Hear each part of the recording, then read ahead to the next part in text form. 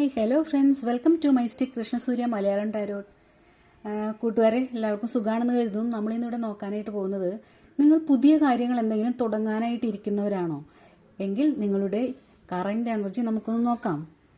അപ്പോൾ വീഡിയോയിലേക്ക് പോകുന്നതിന് മുൻപായിട്ട് ആദ്യമായിട്ടാണ് ഈ ചാനൽ കാണുന്നതെങ്കിൽ ദയവ് ചെയ്ത് സബ്സ്ക്രൈബ് ചെയ്തതിന് ശേഷം വീഡിയോ കാണാനായിട്ട് ശ്രമിക്കുക.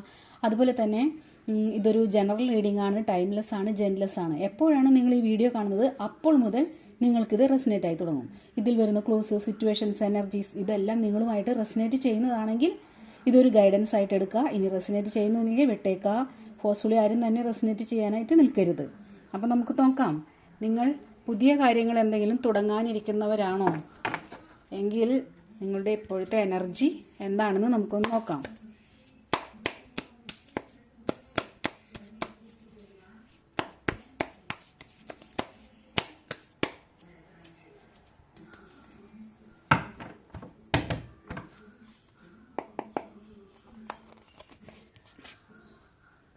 ഫൈവ് ഓഫ് സോഡ്സ് ആണ് first card.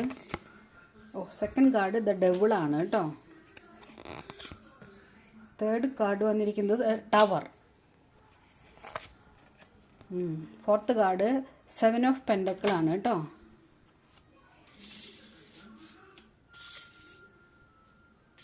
ഭയങ്കരമാണല്ലോ energy. Next card 4 of pentacle ആണ്. Next 9 of wands, the hierophant. ഇനി ബോട്ടം ഓഫ് ദി ഡെക്കായിട്ട് നമുക്ക് വന്നിരിക്കുന്ന ഒരു കാർഡും കൂടി എടുക്കാം. ഹൈ പ്രീസ്റ്റസ് വന്നിട്ടുണ്ട്. ബോട്ടം ഓഫ് ദി ഡെക്കായിട്ട് വന്നിരിക്കുന്നത് ദ ഫൂളാണ് കേട്ടോ. അപ്പോൾ എനർജി ഒരുവിധം എല്ലാവർക്കും മനസ്സിലായിട്ടുണ്ടാവുമോ എന്ന് തോന്നുന്നു.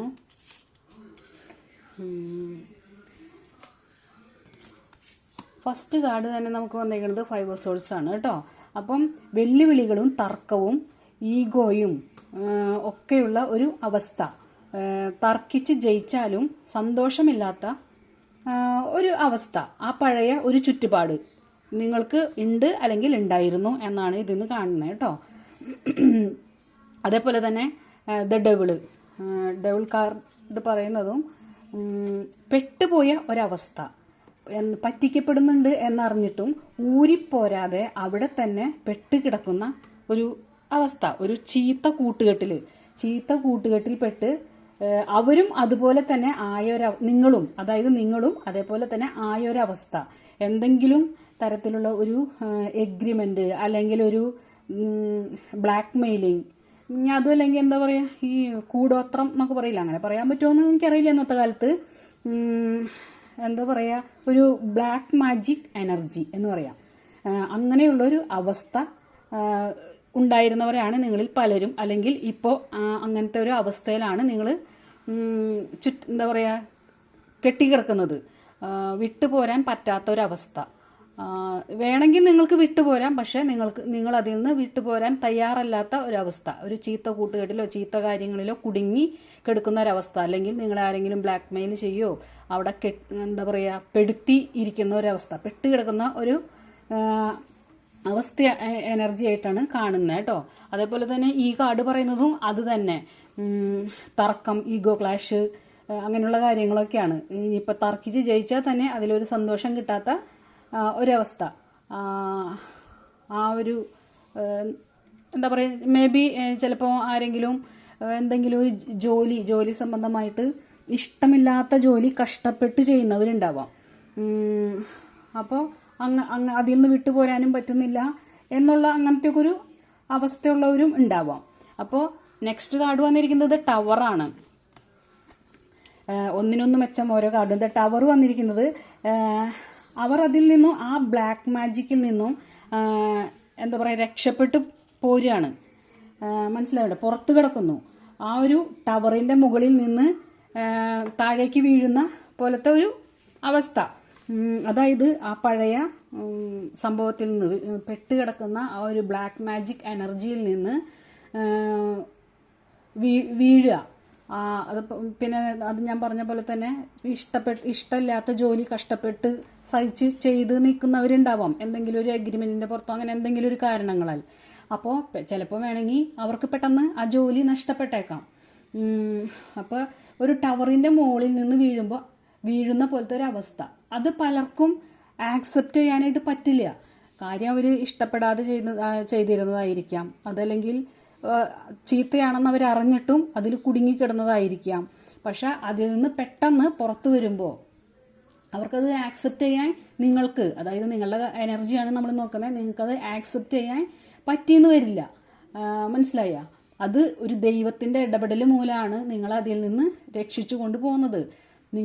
ചിലപ്പോൾ നിങ്ങളെ സ്നേഹിക്കുന്നവരുടെ പ്രാർത്ഥന മൂലമാവാം. മനസ്സിലായ? അപ്പോൾ അവർക്ക് നിങ്ങൾക്ക് പെട്ടെന്ന് ഇങ്ങനെ ഇതിൽ നിന്ന് പെട്ടു പോരുമ്പോൾ നല്ലതിനാണ് എന്ന് നിങ്ങൾക്കറിയാം. എന്നിരുന്നാൽ പോലും പെട്ടെന്ന് ആക്സെപ്റ്റ് ചെയ്യാൻ പറ്റില്ല. ഒരു വിഷമം, ബുദ്ധിമുട്ട്, പിടിച്ചു നിൽക്കാനുള്ള ഒരു ബുദ്ധിമുട്ടൊക്കെ കാണാം കേട്ടോ. കുറച്ച് ബുദ്ധിമുട്ടേണ്ടി വരും. പക്ഷേ കുറച്ച് കഴിയുമ്പോൾ നല്ലൊരു അവസരം കിട്ടാം. നല്ല ജോലിയാണെങ്കിൽ നല്ല ജോലി കിട്ടാം. പിന്നെ അതിനുവേണ്ടി കുറച്ച് കാത്തിരിക്കേണ്ടി വരും എന്നാണ് ഈ കാർഡ് സൂചിപ്പിക്കുന്നത് കേട്ടോ.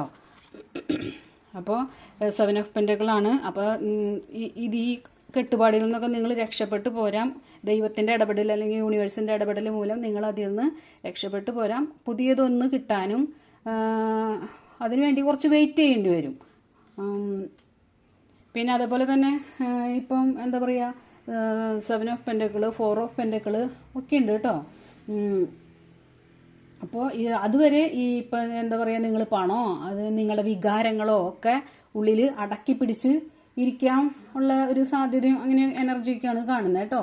പിന്നെ 9 ഓഫ് വാൻസ് വന്നിട്ടുണ്ട്. 9 ഓഫ് വാൻസ് പറയുന്നത് എന്താ വെച്ചിട്ടുണ്ടെങ്കിൽ ആർക്കും തോൽപ്പിക്കാനാവില്ലാത്ത ഒരു ഇതിലേക്കാണ് പിന്നെ നിങ്ങൾ പോകുന്നത്. പിന്നെ നിങ്ങൾക്ക് പുതിയൊരു നല്ല നിലയിലെത്താം, നല്ല ജോലി കിട്ടാം, അല്ലെങ്കിൽ എന്ത് കാര്യമാണോ നിങ്ങൾ തുടങ്ങാനിരിക്കുന്നത് അതിലേക്കെത്താം.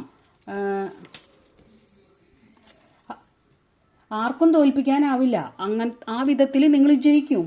പക്ഷെ എന്നിരുന്നാലും ചെറിയൊരു പേടി നിങ്ങൾക്ക് ഉണ്ടാകാം. മുന്നത്തെ അനുഭവങ്ങളിൽ നിന്ന് ഒരു ചെറിയ പേടി ഉണ്ടാവാം. പേടിച്ചിട്ട് കാര്യമൊന്നുമില്ല, പേടിക്കേണ്ട കാര്യവുമില്ല.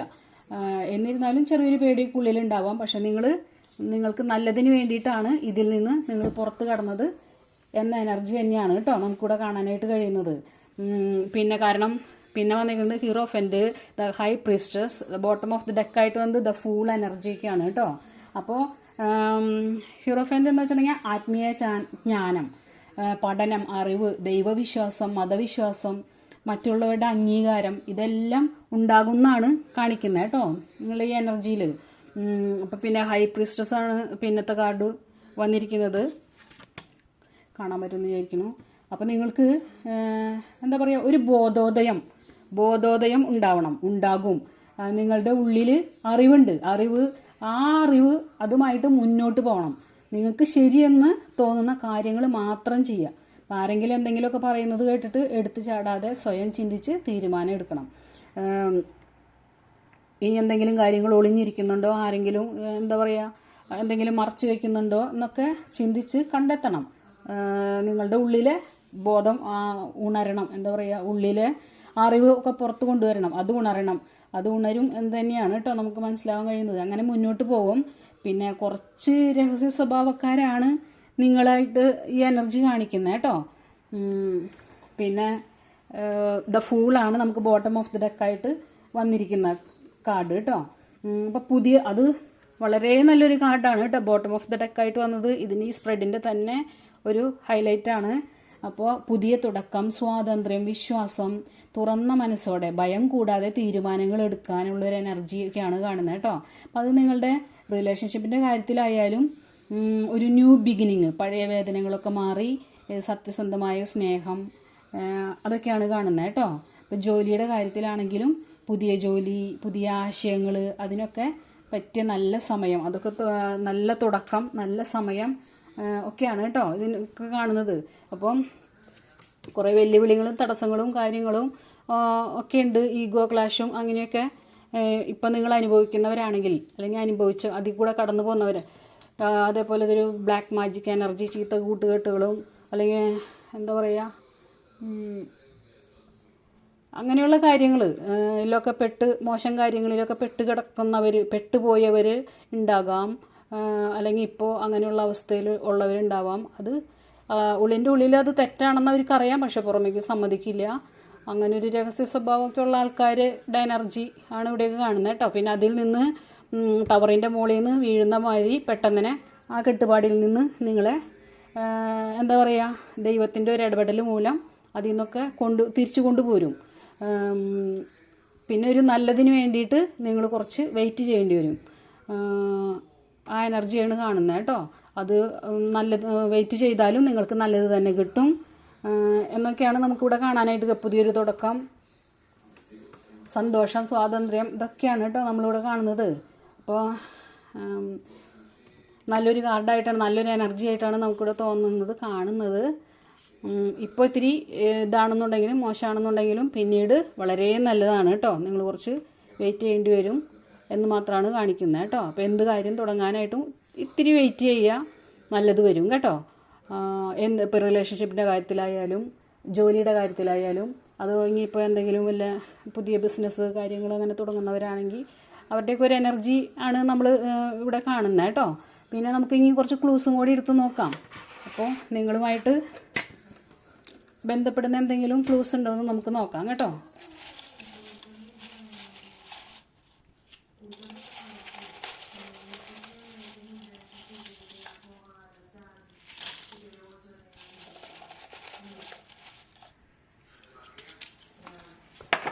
ഒരു ജമ്പിങ് ഗ്ലൂ വന്നിട്ടുണ്ട്. ജമ്പിങ് ഗ്ലൂ തന്നെ ആദ്യം നമുക്ക് നോക്കാം. 1999 കേട്ടോ. ഇടുക്കി ഡിസ്ട്രിക്റ്റാണ്. 39 പിന്നെ വന്നിരിക്കുന്ന ക്ലൂ. ബി പോസിറ്റീവ് എന്നാണ് പറഞ്ഞിരിക്കുന്നത്. യൂണിവേഴ്സൽ മെസ്സേജാണ് കേട്ടോ. യാത്രകൾ ഇഷ്ടപ്പെടുന്നവരായിരിക്കാം കേട്ടോ നിങ്ങൾ. 33 എന്ന നമ്പർ വന്നിട്ടുണ്ട്. ഉത്രട്ടാതി നക്ഷത്രം വന്നിട്ടുണ്ട് കേട്ടോ. ബ്ലാക്ക് കളർ വന്നിട്ടുണ്ട്. നിങ്ങളോ അല്ലെങ്കിൽ നിങ്ങൾ ആർക്ക് വേണ്ടിയാണോ ഈ വീഡിയോ കണ്ടത് അവരുമായിട്ട് ബന്ധപ്പെട്ട കാര്യമായിരിക്കും കേട്ടോ. കണ്ണൂർ ഡിസ്ട്രിക്റ്റാണ് വന്നിരിക്കുന്നത്. എസ് എന്ന ലെറ്റർ വന്നിട്ടുണ്ട് കേട്ടോ. 37 വന്നിട്ടുണ്ട്. എം എന്ന ലെറ്റർ വന്നിട്ടുണ്ട് കേട്ടോ. ഇനിയിപ്പോൾ നിങ്ങൾക്ക് വേണ്ടിയല്ല, നിങ്ങൾക്ക് വേണ്ടപ്പെട്ട ആർക്കെങ്കിലും വേണ്ടിയാണ് ഈ വീഡിയോ കണ്ടതെങ്കിൽ അവരുടെ എനർജിയാണ് ഇത് കേട്ടോ. പി എന്ന ലെറ്റർ വന്നിട്ടുണ്ട്. എ എന്ന ലെറ്റർ വന്നിട്ടുണ്ട് കേട്ടോ. ധനുമാസം വന്നിട്ടുണ്ട്. പത്തനംതിട്ട ജില്ല വന്നിട്ടുണ്ട് കേട്ടോ. 45 വന്നിട്ടുണ്ട്. ബി ഹാപ്പി എന്നാണ് യൂണിവേഴ്സൽ മെസ്സേജാണ് കേട്ടോ. അപ്പോൾ ഹാപ്പി ആയിട്ടിരിക്കും എല്ലാവരും. 48 വന്നിട്ടുണ്ട് കേട്ടോ. 32 വന്നിട്ടുണ്ട്. തൃശ്ശൂർ ഡിസ്ട്രിക്ട് വന്നിട്ടുണ്ട് കേട്ടോ.